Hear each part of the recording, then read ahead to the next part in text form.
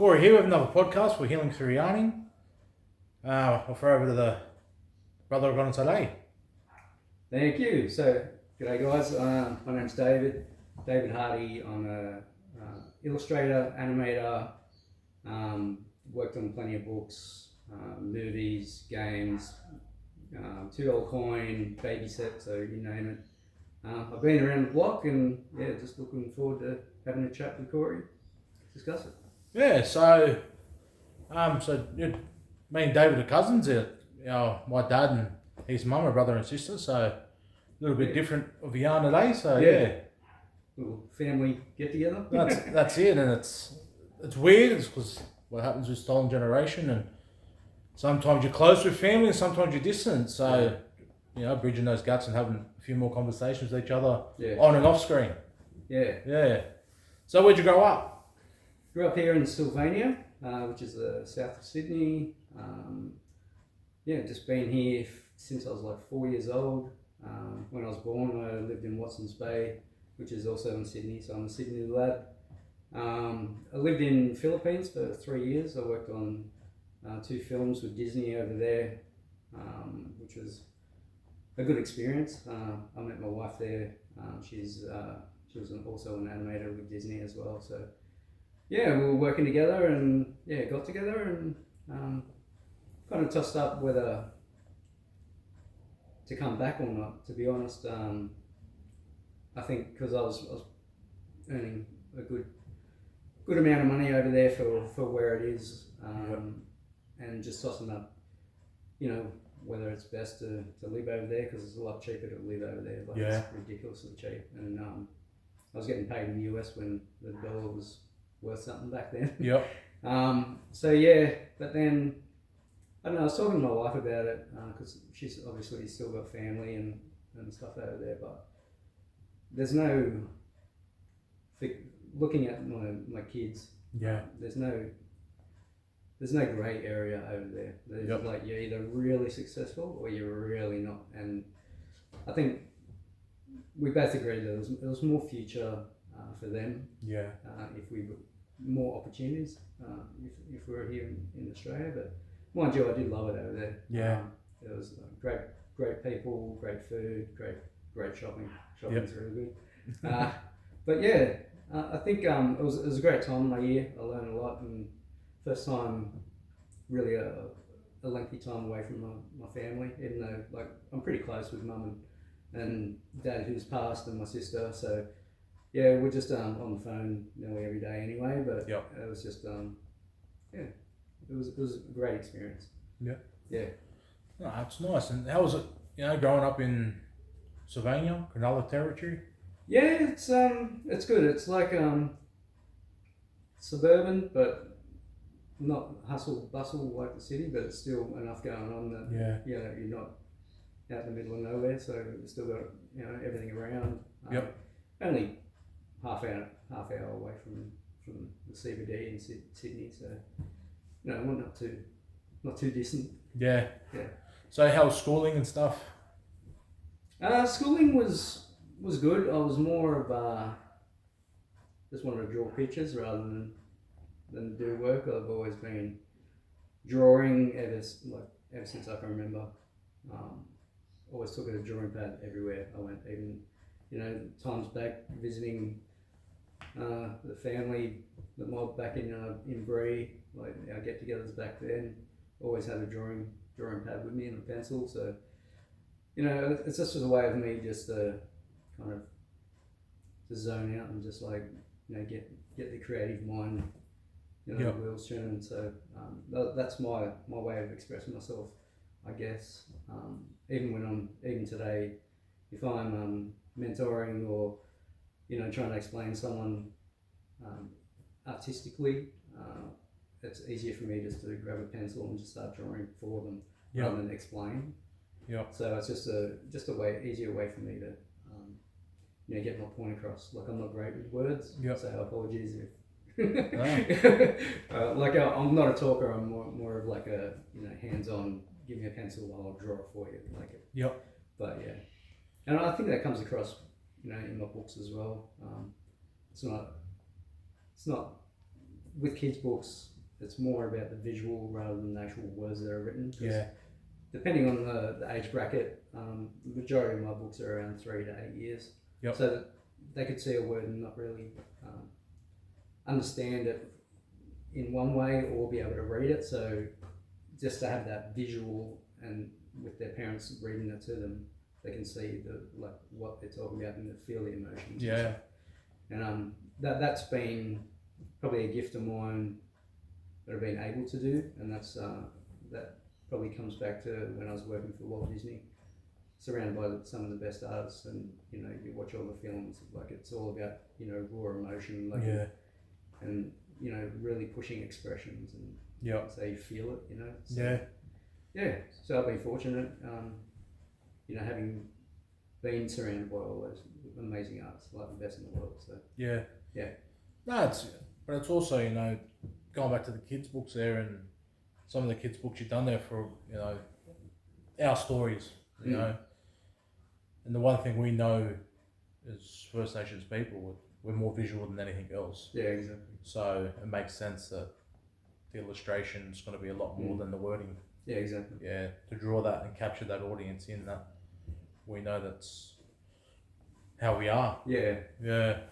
And it's also like, I don't know, being, older, there wasn't that many, like, the education around our culture was next to nothing when I was going through school. So it was great once Mum got reunited, with our family, going back to like Bree, catching up with all the family and just learning about the culture, and it really just opened my eyes, because we had I remember I would have been probably about year 4 or 5, and they did, we're going to do Indigenous Day today and like learn about all the culture. Yeah. They had a sack of wheat with a target on it, and we got given a broom handle and said just chuck it at that. I was like, this is not the culture. Like, learn about, like, there's no language, we didn't even learn about the different different countries with different languages, and it was just it was just nothing. And even books, like there were no books. Where now, at least having my kids go through school and that, in recent years, like they do the acknowledgement of country, they have all the Indigenous kids, like all the students, they go off and do excursions with other Indigenous kids from other schools, and it's good to form bonds and relationships, and get more familiar with the culture. I think it's evolving. It's still not there. Just there yet, but it's at least improving substantially from when we're at school. It's and I guess growing up out this way, it's very white. Yes. And I guess the biggest colour that come out here is more the Pacific Islanders rather than First Nations people out this way. Yeah. So how was that at school for you, knowing that your identity a little bit? Yeah, like I've always been proud. And always said this is who I am, and I'm proud of it. I mean, looking at me, you wouldn't think so. Like, you're just like, it's just another white fella. But I've always been vocal, especially like with my mum, being stolen. I'm proud that she got through that and becoming the amazing woman that she is. And to be honest, it's pushed me to do my books. The first 2 books I wrote and illustrated myself, which was the main character is called Alfie. We have a cousin named Alfie. It was like a little Aboriginal man, a little Aboriginal boy, just goes on different adventures and stuff. And I just thought that his name, I don't know, it just stood out to me. Like, it's not like everyday Tom, Dick, or Harry, And I just thought, it's a cute kid. The character was actually based off my son.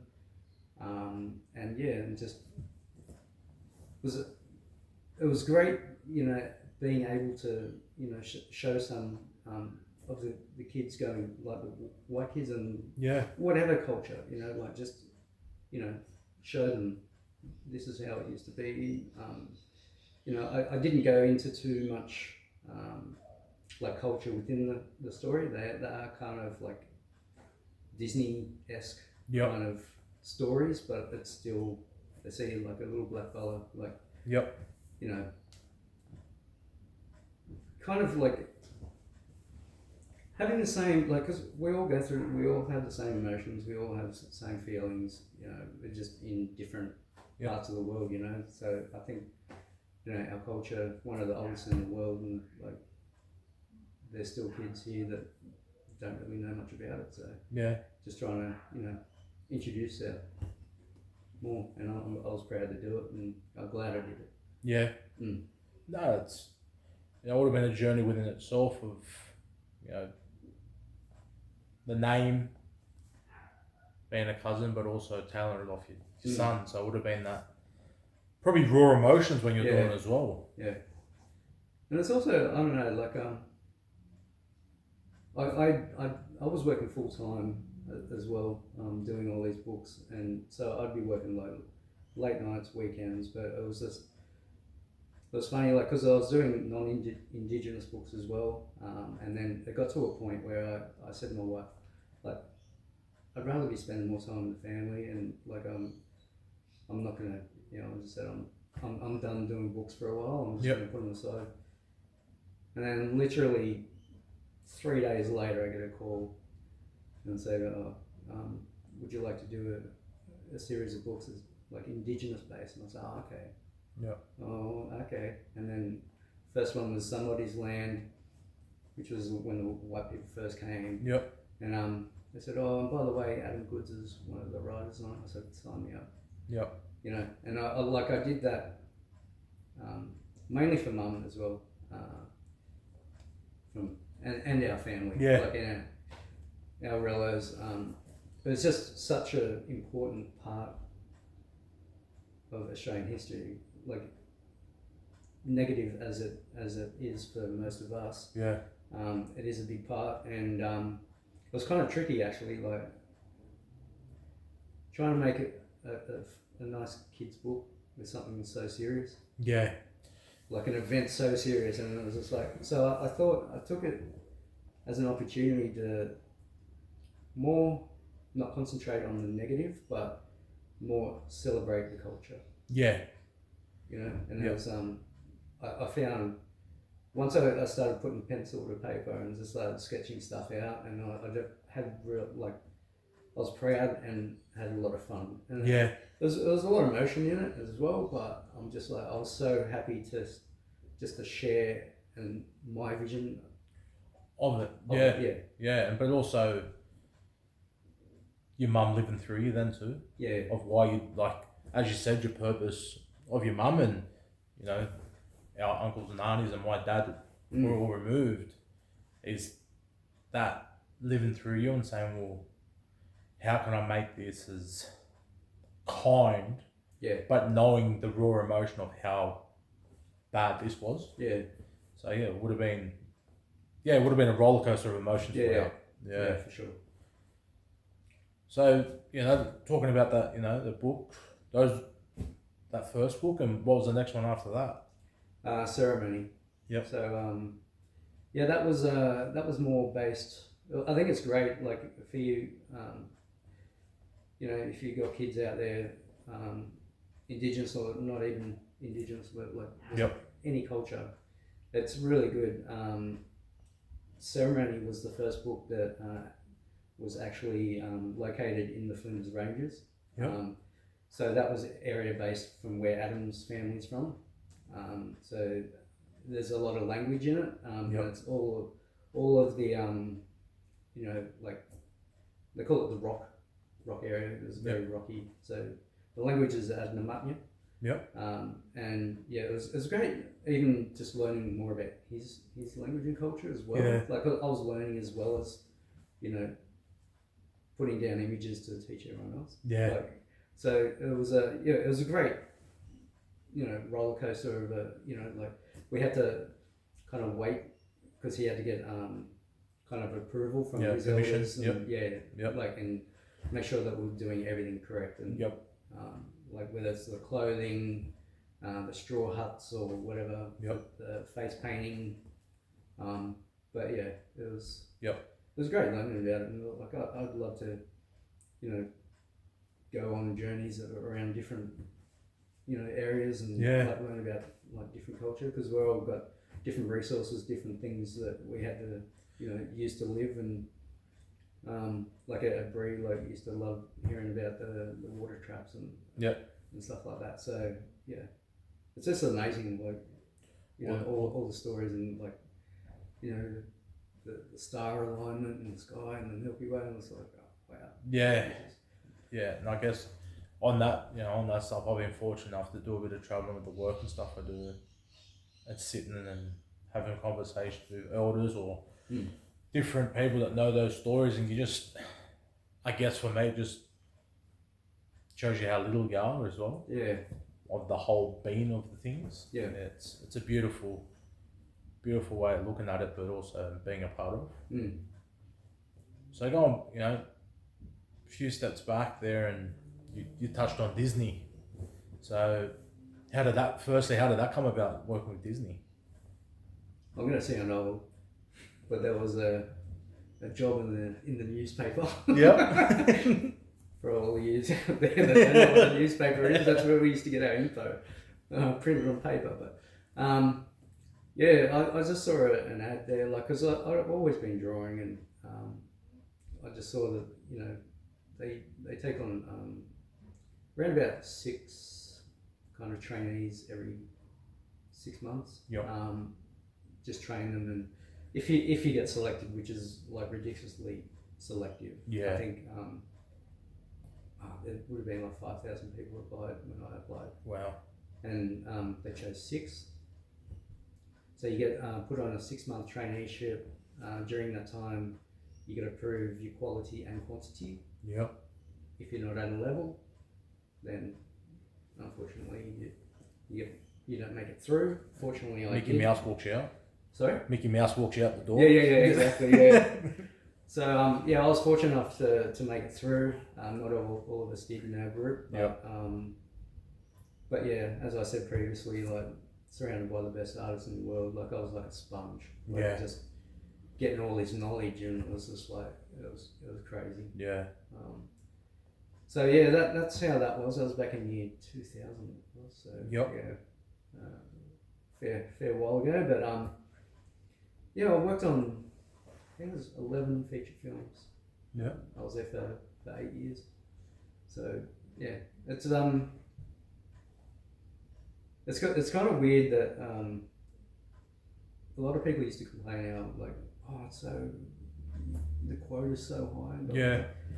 But if you want to be successful and you really want to learn, it was a walk in the park. Like I mean, a lot of them were straight out of uni or college or whatever, and never had an office job before. This office job, you go upstairs, you got pool table, table tennis table, pinball machines, a bar, open bar. Then you go around and there's like a big theatre where you can just watch movies. You get, if you reach your quota, you get they call it like flexi time, so you only have to be there from like 10 to 4. Okay. And then, but during that time, you can go for a walk around the city and get inspiration. It was just like, it was the best job ever. And yeah, it's doing something that you love as well. And that's probably the most important and rewarding thing of my life that I look back on. That I get to draw, like do what I love every day. It is stressful at times. Don't get me wrong, like that with any job, but I've been blessed already. So you said 11 feature films. So what were they? A lot. The first one I did was like Fox and the Hound 2. That's when an extremely goofy movie. That was the first too that I worked on. I've done things from, Lilo and Stitch. I've done a Tarzan movie, Tarzan when he was a young bloke, Tarzan 2. So that was kind of cool. And I got to do the last scene of him surfing down the vines and then jumping up on the rock and doing a 360. Yeah. So that scene alone. It took me months. Wow. Just for one scene. So it's like 24 drawings per second. So it's a lot of work in pile of paper like this high. 24 drawings per second. Wow. Yeah. So and that was a long scene. So wow. I've always thought like with animation and stuff like that, and it's yeah. How long is this taking to put together? So let's say from like Tarzan, so from start to finish. The whole film from like pre-production to final would be over 2 years. Wow. And that's like a studio of like 300 people. Wow. So yeah. Yeah. It's a lot of work. Yeah. Yeah. Yeah. But seeing it up on the screen, like it's funny. Like whenever we used to finish a film, they used to hire out like event cinemas or Hoyts or whatever. They used to roll the red carpet out. So we'd all line up and just all go in there. And there used to be an award ceremony. I won a Mickey for The Lion King. So it's like best. They say like for all your achievements and like all your work, like your great work and stuff like that. So I won my Mickey, and that's when Sorry, I'm just going off track a bit. That's right. This is what Mum looked at me, because Mum and my sister were there in the cinemas when I won the award, and then she just looked at me and was like, and I looked at her because she was like always look at all my drawings in my school books and like, that's all the work. You can't just draw for the rest of your life. But then in that moment, she looked at me and she said, "I get it. Yep. You made it." No, that's so good. Yeah, but yeah, it's. Sorry, I forgot. I went off track there. No, that's fine. Yeah, so that's what the yarn's about. It's feeling those moments as well, and that's a moment for you that you remember the rest of your life. Yeah, it's proud. Like, and I think because like being an artist, like not only like what I do, but like so many different fields where you're in a company. Huge company, and you don't get recognized like all that often, but when you do, like it hits you hard, and that was a big achievement for me. And I just and it gives me the feeling that I really want to help others as well, like achieve the same things I have. Like I've been fortunate, like having that Disney job on your resume, it's opened up all the doors, like for books and whatever. Like, they say, So, and like I've done like other stuff as well, like even like on the side, like got the opportunity. I was an animator on the Snoop Dogg and Eminem music video, which I was like, wow, that was like. Was you a fan? Yeah. Yeah. So even bigger. Yeah. It wasn't just both Snoop and Eminem, big fans, like always grew up with hip hop and I was just like signing my name next to Calvin Broadus, which is Snoop and Marshall Mathers is the third, like their signatures there and mine's right next to it. I was just like, damn, this is cool. That's so good. Did you get to meet him? No, I did get invited to the after party, but it was in California, which is a bit far. To get home. But no, because I was still working like full time and doing my books at the same time as doing that. So, and I wouldn't speak to them. Sorry, I just knocked out. No, that's right. I wouldn't speak to any of the people like until it was like close to midnight. Yeah. And then we'd discuss things, and then I'd have to work through the night to the next morning, and then go to work, and then like it was full on, but. Something like that, I couldn't pass that up. Yeah. So it's opened up the doors for that. $2 coin? $2 coin. Yeah, so I did there's a baby set. I think it was in 2023. Baby set coins. So I did the $2 coin. They wanted an Aboriginal guy, Aboriginal artist to work on that because of the elder. Yep. That's shown on the coin. So I did a baby version of that, and with the Southern Cross, like you got the elder looking up the Southern Cross. So I made those as a toy mobile, like for the kids that like spin around playing music when they're sleeping. So that was a kind of nice little touch. Yeah. Oh, nice. So that was fun. It was funny actually when they asked me to do that. I thought because just before we started filming, I got a scam call. I thought it was a scam call when they contacted me. Yeah. I was in the office, and I get a call. Who's this? And said hello. I always put it like answer in a weird, so they don't know. Like, they can't use my voice. Hello. And then they said, "Oh hi, is this David?" I said, "Yeah." And they said, "Oh, this is I won't say the name, name of the guy, but this is the guy from the Australian Mint." I was like, "Oh, what do you want?" He's like, "We actually really love your illustration skills and want you to design a coin." Oh, okay.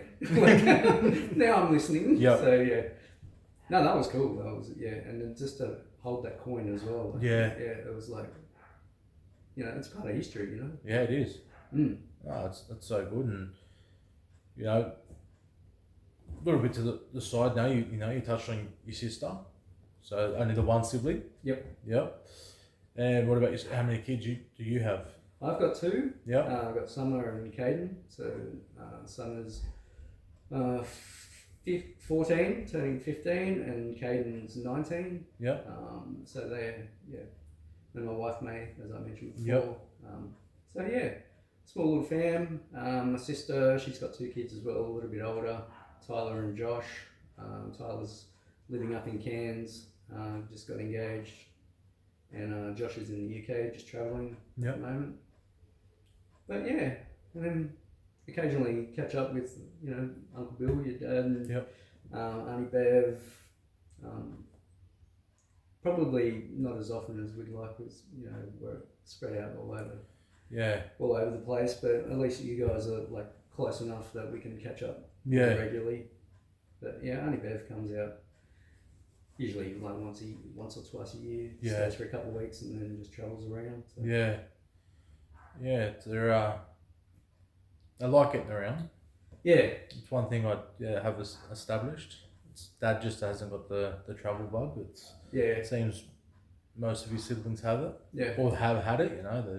They've lost so many of their siblings. Yeah. And it's from what I understand is like traveling a lot. Yeah. And I guess that's going back to that yarn we're having a little bit before around being stolen. It's doing a bit of a roadmap of where where dad was stolen from, other sisters and brothers were stolen from. You could see that they're our nan and pop, their mum and dad were running, like because they were stolen from all different parts, Yeah. And you could see that they were just trying their best. Yeah. But the kids just kept getting taken away from them. Yeah, stuff. Yeah, so so family life, and you touched on doing the drawing stuff, and how hard was that at times for you? Well, and doing the drawings late at night, and it became depending on what the project was. Yeah. Fortunately, towards the end of the book series with Adam, I took on more of a art director managerial role at work. So I wasn't drawing as much. So I was I didn't mind it too much. But earlier on, it became a lot. And then it came to the point where like I'd finish one and then can you do another one? Can you do another one? Yep. So there wasn't much rest in between. For the first three books with the Welcome to Our Country series with Adam and Ellie, the first three were like they wanted them quick. Yeah. So I was pumping them out. I was like working a lot of late nights, weekends. And then for the fourth book, I think I got about a year off. I was like, I'm liking this. Just do my work, full-time job, art directing, and come home and you get a little bit antsy. Like it's like I feel like I need to do something or want to do something. So I just started doing caricatures and stuff on just to keep drawing, but not because I had to. Yeah, which was nice. Yeah. But yeah, I think I might look into eventually, getting into more books. But I'm just enjoying a bit of time off. Just time with the family. Yeah. So yeah, take it as it comes, I guess. Like I'm pretty selective. I do get offered a lot of projects. I do try and get other artists involved as well. Which is also good to see them, get into the book industry and stuff like that as well. So a lot of junior artists that I had, I just try and get them to work as well. There's a lot of talent out there that don't get noticed. So I'm just trying to bring those people up as well. Yeah, you touched on that before we started, the mentorship part of it as well. Yeah. So trying to get people on board and bring them up. Because I've been fortunate, like. Just landing that job at Disney has just opened up everything for me. And not everyone gets that opportunity, so I'm just trying to, if someone says, a Disney guy is saying, I'm good for this job, then it's saying something, what I mean? No, it's a good reference. Yeah. So touch on the managerial director job. So what was that doing? So I would oversee basically all games that our studio had to produce. So I'd be overlooking, all the art, coming up with concept sketches, and then give it to the artist. I'd work closely with the in-house artist, which was good, and I could actually sit next to them and talk them through it and do little sketches and stuff. If need be, with the outsourcing, the companies in India and Serbia, and it's a little bit of a lot of emailing, a lot of back and forth, because you're not there next to them. It's kind of it's pretty hard to try and explain things. So as I said, I'd just sketch something, rather than trying to have to type it out, and I'd sketch something, see what they'd do. If it got to the third time where I had to keep sending it back, then I'd just I'd sketch it up myself and just paint that. But I don't want to take the creativity away from other people either. So I just want to see what they come up with first. Because as an artist, I wouldn't want someone just to keep saying, "Oh, can you do it exactly like this?" I want to, it's good to get multiple creative minds seeing it differently. So I think that's the best way for results. So you touched on trying to do some more books. Is that writing as well? Not really writing. I think it was funny, the reason why I started with books, because Disney, after I left in 2008, it all went computerized. So I was stubborn. I was like, no, I'm not working on a computer. I'm not animating on a computer. I'm not doing this. Not doing it. So I was like, I'm going to write a book. So my first book, Alfie Search for Destiny, was I wrote it. I had an idea.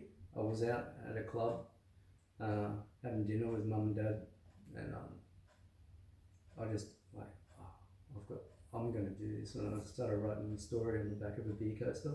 Which is not ideal for a children's book, but but I just had to start somewhere. I had to get it out. I had and then the words just started flowing out, and it was just and then I sent it off to a publisher, which is Magabala Books. It's the biggest Aboriginal Indigenous publishing house in Australia. I thought, I'd feel better having like a full community Yeah. behind it. And I had a friend who was an author as well, and he said like when you send your first manuscript, you probably won't hear from at least 6 to 12 months if they want to go ahead with it. Yep. I sent it off, and I did sketches of mine. Yeah. I did like concept sketches. Usually you just send off a manuscript, but I just want I want people to see what I see. You know what I mean? So I did some sketches, and then I sent it off, and within 2 minutes I got a call. Wow. We want it. And they must have signed, like, I said, hi, I'm an ex-Disney animator, blah, blah, blah. Yeah. I've written this, and tell me what you think. And then, Yeah. 2 minutes. And they said, we want it. I was like, cool. So it happened pretty quick, and so I did that one. And then, because, that first book, Alfie's Search for Destiny, is like, why am I here? Like, Yep. And it's like in rural, no area specific, but like rural, say like Brie or like somewhere out there in the middle of nowhere, and he's just like, what's my purpose? Yep. So he goes off searching, and he's like looking under rocks, behind trees, and long story short, by the end of it, he realised, he's missing his family, and then just went running home to his parents with open arms, and just realised that his destiny was there with his mob. Yeah. So that was it was pretty like I learned a lot doing that, because like I didn't know how or what medium I was going to use. Like I was trying watercolour, trying this and that. And it's funnily enough, one of my mates was getting a tattoo at the time, and he said, "Oh, you should see this thing that the tattoo artist guy. It's like a big screen like this, and he was drawing on it with a pen, and it was like, and he had an eraser on the back." I was like, "Oh, okay." Because the way I was thinking is like, if a publisher, like if I painted the whole thing and they say, "Oh, can you just move that character there?" You just have to scrunch it up. Where now you can just click on that layer and just move it. There you go. Done. So you still get the same look and feel as traditional art. It's just using a digital method. But it's still exactly the same as like drawing on paper. Traditionally.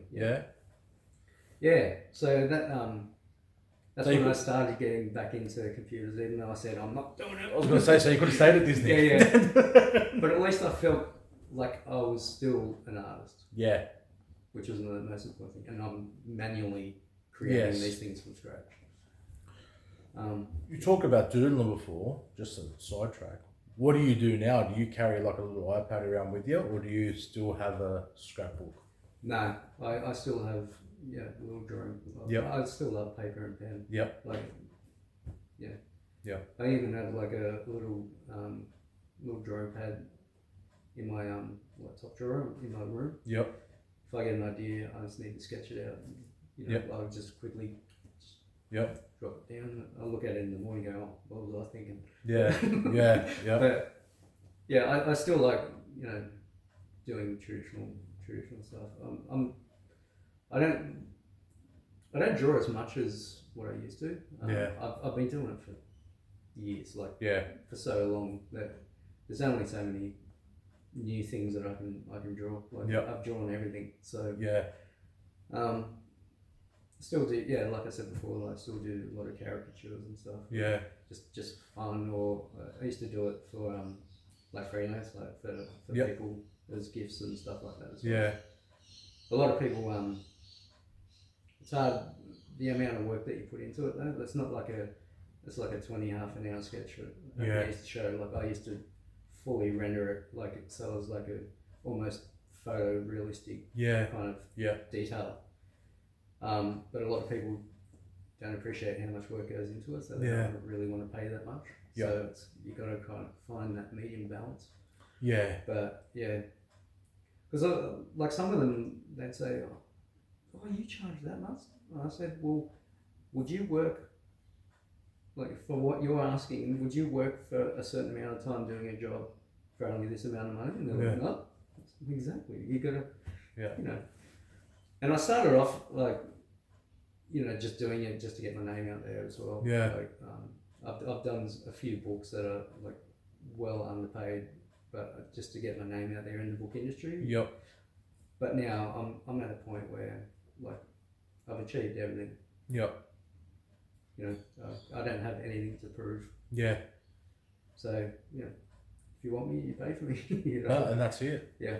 That's it. It's funny because in the world I work in is around, I touched on it before, doing some trauma work and different work in communities around men that use like negative behaviours and stuff like that. Mm. And it's a couple of people in that space are the ones that will say to me, they're happy to pay a white fella to do that, or they're happy to pay some doctor to come in and do that. But the work you're doing is exactly the same. In some aspects, you're doing a lot more because you're sitting with community, out in community, doing the work. That don't be afraid to also charge what you're worth. Yeah. Sometimes it's hard because if you're trying to find that medium working with community, or it might be a mate coming up to you saying, I want to do this for mum and dad, and you're like, well, I know how much I'm worth, but also on the flip side, I don't want to break your bank. Yeah. So trying to find that medium is hard sometimes. Yeah, it is. And it's funny, like some people have the way of thinking, like I've been approached that many times, but you're an artist, you must love doing it. I like getting paid too. Like, Yeah. I've got I've bills got as to well. live. I've got bills. Yeah. Exactly. Yeah. And support kids and a wife. Yeah. So yeah. Just on your wife, so you said, you've met through Disney, doing some work together. Is she, I guess, the same as you, just like picking up and drawing? She does, but she doesn't feel comfortable on the tablets or on the drawing tablets. Yeah. It's more. Yeah, she does like the occasional portraits for like pencil. Yeah. Sketches for birthday gifts of like close family or whoever. Yeah. She doesn't draw often as what she would like to do, but she was getting into photography as well there, which is another way of creative. Yeah. Like, used to do a lot of photo shoots of like newborns and stuff like. Okay. Like kind of like I don't know if you know the Ann Geddes. Is it Ann Geddes? Where there'd be like a laundry basket and the baby on top, like dressed up as like a little bee or something. Yeah. Used to do stuff like that, and she was amazing at it. Yeah. But yeah, and then we started having family and having the time to do that. So she was more of a she works at Kmart. Happy there, just locally, so it's not far to go, but it works well with the school times and kids and stuff. So yeah. Do you get back to the Philippines much? Not as much as I'd like to. The last time May and Summer went back without me or Caden, but we're due to go back. We're probably with Mum, she was saying that she's getting on. She used to love going over to like Philippines and Thailand, and so she wants to go at the end of the year. Nice. Because she's getting on a bit. She said that she wants to go for one last time. So potentially looking at maybe November, hopefully. But it also depends on May's family as well, like what they're up to, and but it'd be good just to get away. Nice. And I still kept in touch with a lot of the artists from Disney there, so they became like family as well. So so it'd be great to catch up with them as well. So Disney got a bit of a hub there in the Philippines, or? Yeah, they had a whole studio. It was mainly it was called Toon City. So they used to do other stuff outside of Disney, but and that was based mainly kind of like TV series and things like that. Okay. But then they wanted to do basically a feature film cheaper than what the Sydney studio would have been a quarter of the cost. Yeah. So they sent myself and a another guy named Pete and the special effects guy to go over and just to boost the quality for a cheaper rate, basically. So that's the reason why we went over there. And then we started producing like really good work. Yeah. So we had a meeting with the board, all the executives, and said, well, we're going to close down Sydney because you guys are producing so great work for the price. And I was just like, I felt bad, and like a few people were a bit bitter back in Sydney. Yeah. But, I mean, if it wasn't me, it would be someone else. Like it. Yes. I wouldn't purposely go there just to do a crap job, you know. Like Exactly. Do my best. Yeah. So yeah, I was just fortunate. I got an extra couple of years because I worked on another film over there. Yep. When Sydney was closed, so I was a director on Ariel. Little Mermaid, Ariel's beginning. Oh, nice. So when she was younger, so yeah, that was kind of cool. Yeah. Some deadly, films that, as you said, doing that work, there's no face to it sometimes. And unless you're invested in how many people stay to read the credits. Yeah, well, it's funny you say that actually, because when we used to go to the big screening and after the award show they'd play the movie. Yep. And all of us have seen it like a million times, like each scene. So we'd be just talking, all the way through it. Yeah. And then at the end, when all the credits go up, where everyone's just silent, and then it's the name. Yeah. And that's the thing, and it's Marvel kind of done it for a while.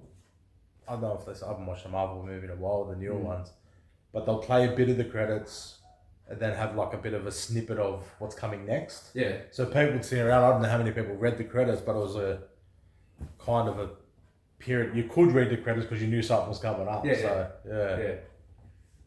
But it was that was funny because working on the same scene, you're hearing all the audio over and over and over, and while you're trying to match up all the vocals and and it's, and you've seen it like every scene hundreds of times. So.